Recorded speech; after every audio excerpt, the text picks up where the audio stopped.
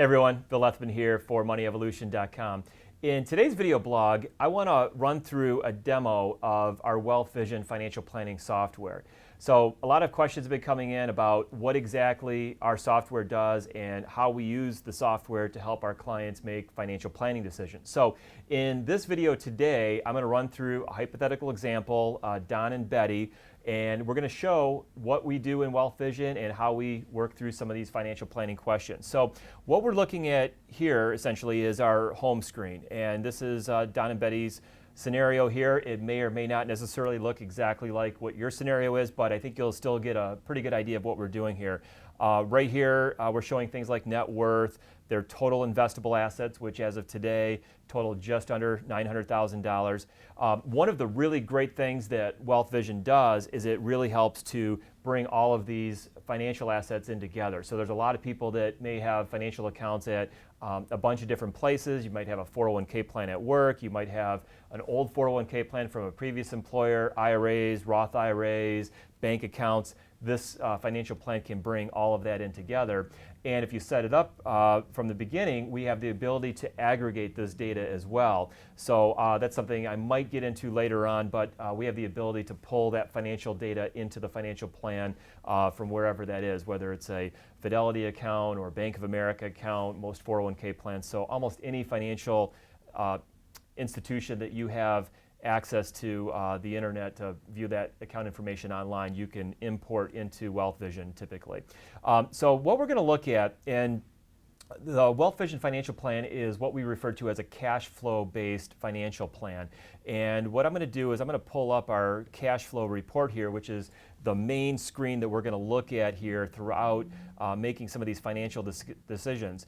And what I like personally about cash flow based financial planning is not only does it tell you if you're on track towards making your financial goals, but it also gets into some of the specifics as to where maybe the money is going to come from to fund your goals like retirement, or if you have a big purchase or you're thinking about making decisions. We have the ability to kind of drill down and really see where this information is. So Don and Betty are 62 years old and they're contemplating retiring this year for 2017. And so the way this is essentially laid out here, what we're looking at is the cash flow screen, and on the left here obviously is going to be the year beginning with this year 2017. It's also going to show the age of the client, so again they're both 62 years old. And then basically everything on as you're looking at the screen, the left half of the screen is going to be inflows, money coming in, and then the left side is going to be money going out, and at the far right it's going to show what's happening to total portfolio assets as we make different decisions. So the first thing is that Don and Betty, if they do retire this year, we made some assumptions for Social Security and for pension and everything, but they are on track for being able to do that. But what we're looking at here essentially is in the first 8 years or so of their retirement, they have some pretty heavy negative cash flows. So the way to kind of read this, if we're looking at the first line of this, they have total income flows of $41,660. They have total expenses of $93,713, which leaves them with a net negative cash flow of $52,053. So what that's telling us based on this plan is that they're going to have to take that $52,053 out of their total portfolio assets.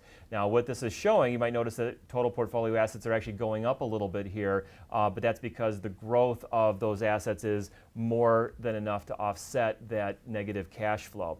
And if we scroll up here to this graphical representation, this is showing us what is projected to happen to those portfolio assets over their lifetime. They're basically running this out to age 90, assuming they both live to 90.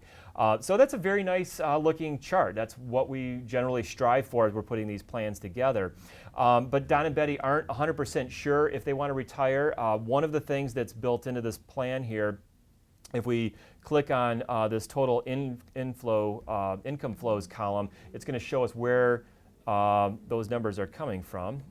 Get to the screen here. There we go. And what we see is that Don has a pension that's beginning here In 2017, about $35,000 a year. So I know a lot of people may not necessarily have a pension, but we're going to assume that Don does. And then they're also going to be eligible for Social Security.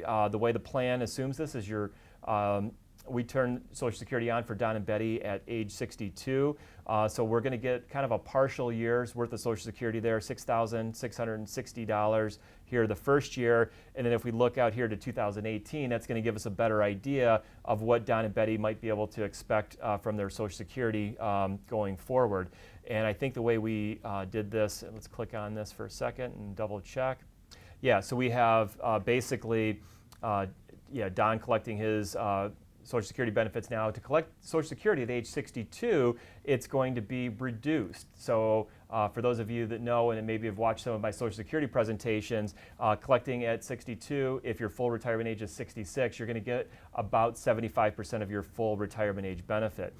Betty is also eligible for a benefit as well, and if she takes her benefit, she's going to have that reduced by approximately 25% as well. Because Betty didn't work a whole lot outside the house, she's also going to be entitled to a spousal benefit, so she's going to get a little bit of extra there, in this case about $2,583 more per year for a spousal benefit there. So let's take a look. Let's go back to our cash flow report. Now there's a couple things about retiring early, retiring at 62. One is that for this to work, Don and Betty thought that probably turning on Social Security benefits right away at age 62 would be one way to reduce the amount that they would have to pull out of those portfolio assets. The other thing, unless they have health care provided by their employer that they retired from, they're going to have to go out into the marketplace and buy health care insurance on their own. So this is something I did a blog post about back a few weeks ago. If you want to look it up, I'll put a link here somewhere in the post today. But the title of the blog is How Much Should You Budget for Health Care? And in that blog post, I referenced a great study that was done by JP Morgan. And they did a couple of things, but according to the JP Morgan report and some information that they accumulated from the Kaiser Family Foundation, an Affordable Care Act silver plan for a typical couple that's 62 years old would cost about $8,420 a year. And that would be a plan that would be not the best, not the worst, but it would be a plan that would have about $6,600 a year of potential out-of-pocket, the max out-of-pocket expenses there. So that's one of the things that I built into this plan, and we'll see this here. So when I click onto the expenses, I have this column called Other Expense Flows, and when I click on that, we're going to see that combined. So I have Betty's pre-Medicare healthcare cost, $8,420 per year, and then I have Don's pre-Medicare healthcare cost built into there as well. Now, according to that same JP Morgan report, the average couple, 65 years old, that's on Medicare with a plan that includes dental and vision, as well as their prescription coverage and a Medigap policy, is about $4,660 per year. So I have that built into this as well.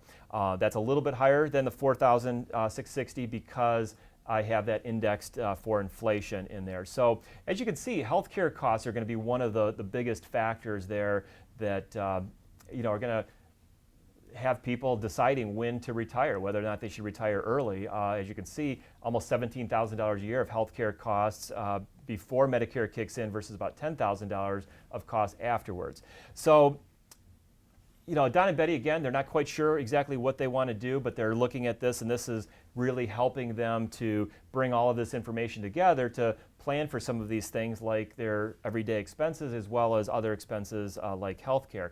Now, one of the things is we have the ability to run a lot of alternate scenarios here within the WealthVision plan, and one of those alternate scenarios is we can look at maybe they shouldn't collect Social Security right away. Maybe they should wait to collecting that. And so we have a scenario that I created called delayed Social Security. And basically in this plan, we waited until their full retirement age to take that Social Security benefit. And one of the first things that we're going to notice here right off the bat is by still retiring in 62, we still have those health care costs in there, but instead of taking out or needing to take out roughly 30-some thousand dollars a year for net negative cash flows. Now we're up to almost $60,000 a year. So taking out almost $60,000 a year out of a portfolio that has maybe $900,000, and there's, getting up to be almost an unacceptable percentage of withdrawal. So that might, if we saw a bad market decline, that might put them in jeopardy of potentially running out of money. And that's something we can run through here as well. I'm not going to do it today, but we do have the ability to run through kind of stress testing different situations. So we can see, what does a 10% or 20% negative do to the portfolio and to the long-term ability for a particular client to be able to meet their retirement obligations and everything. So hopefully that's helpful. So this might help them. In this case, we'd have to have some discussion, sure what makes sense, but probably for Don and Betty, if they do want to retire at age 62, it probably makes more sense to just take the Social Security benefit early. Takes a little bit of pressure off of the portfolio. One of the things that I would talk to Don and Betty about, again, this is a hypothetical couple, but possibly either working longer or delaying, or working longer or going into some type of a semi-retirement. So let's take a look and say that Don doesn't retire at age 62, but he works until his full retirement age. Now we look at a much better chart of the portfolio assets there, almost, I think, double what it was in the first scenario. In fact, we can compare these two side by side, compare the work longer scenario versus the base facts, update that, and now we can look at these two things side by side. So yeah, pretty close to almost double the portfolio assets that are projected at age 90. But the other thing that really happens here too is we have some positive cash flow in those first couple of years while Don is still working, and Don, we assume he's making some pretty good money here. $167,000 is his salary there. But when we get into his first couple full years of retirement there, like 2022, now his withdrawal requirement from the portfolio is only about $10,000 or $11,000 a year. So it's really taking a lot of pressure off, and in this case here, he has almost $500,000 more in portfolio assets that are projected at that time. So one of the things we could do, we could have some conversations with Don and Betty, not only show them that the retirement looks to be a lot stronger, obviously, by working a few more years, but I always like to put some purpose behind why somebody's working longer as well. So if Don's going to decide to work 3 or 4 more years, maybe that's so that you can do some more traveling with your family. And so we could even go through and add some additional expenses. And maybe you want to take your whole family on a trip to Disney World. That's one of my favorite places to go. We've been there many times. And maybe that's something to take the kids and the grandkids all to Disney World. Maybe you want to plan a European river cruise, you want to do some big things, and now we could even go back to this alternate scenario, add that additional travel expense actually very easily and see what kind of impact that has on the financial plan for Don and Betty. So we're going to go back up here to plans, and we're going to edit that scenario. We'll add a new expense.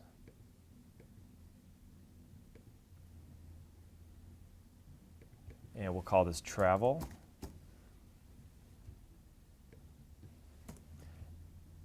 And we should have a category for that.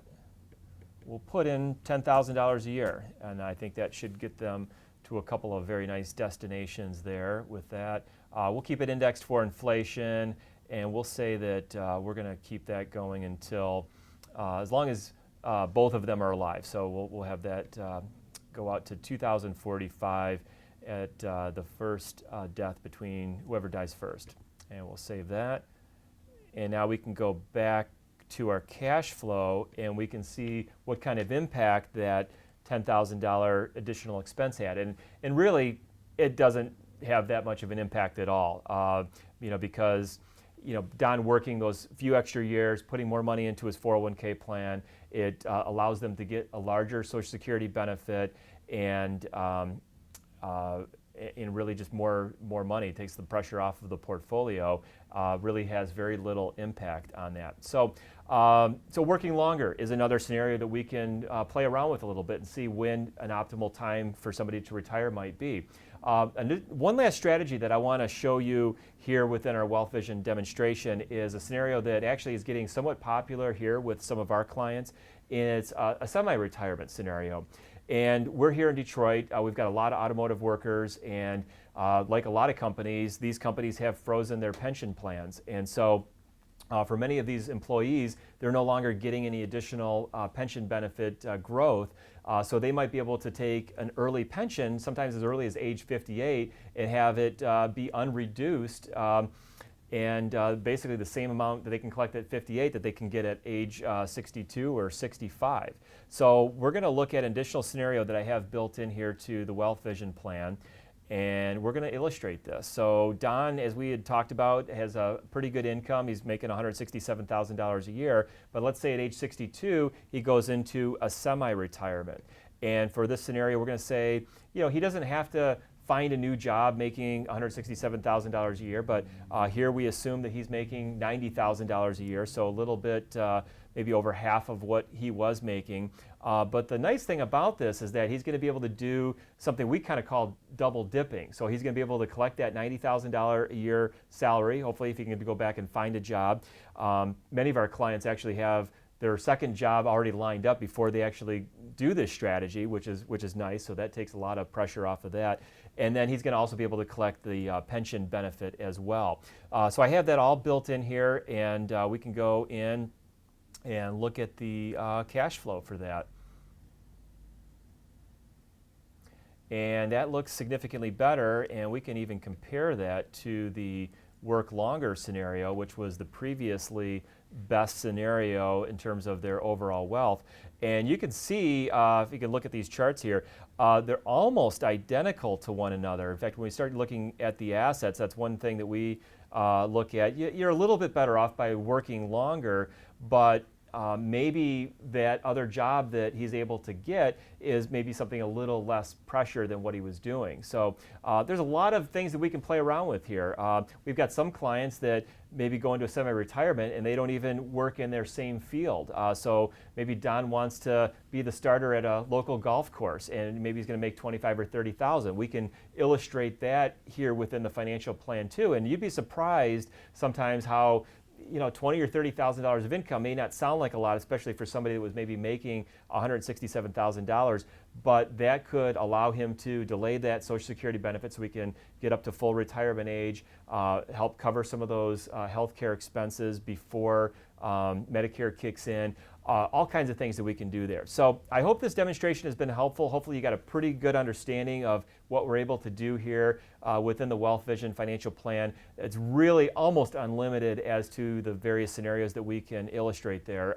And there are lots of decisions that people are potentially making as they go into retirement. We just talked about a few of them here. Other strategies that we sometimes look at, sometimes people want to downsize their home, move into something smaller. They want to see how that could potentially affect their retirement. Oftentimes that's something that might help somebody get into retirement a little bit earlier because they're taking, maybe reducing their mortgage obligations and things like that. So that's it for this video. I hope you enjoyed it. If you'd like to learn more about WealthVision and learn more about our financial planning services, please send me an email. I'll be happy to do what we call an introductory phone call. We can talk a little bit about your individual situation, talk maybe about how WealthVision could address some of your unique and individual needs or concerns, and see if WealthVision is something that's right for you. With that, have a great day, everyone, and I'll see everyone back here in our next video. Thanks.